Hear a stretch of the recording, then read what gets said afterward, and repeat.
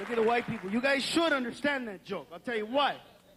Because they do that shit to white people too. Not as often, but once a year during tornado season somewhere in Arkansas.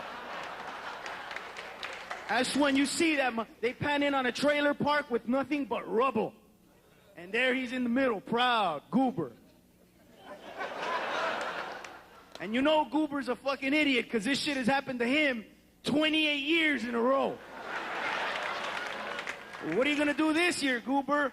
Well, I'm gonna stay and rebuild. That's what I'm gonna do.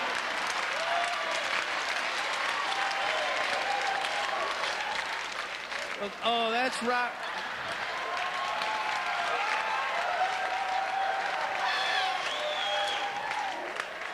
I want you to meet my sister and my wife, the same person.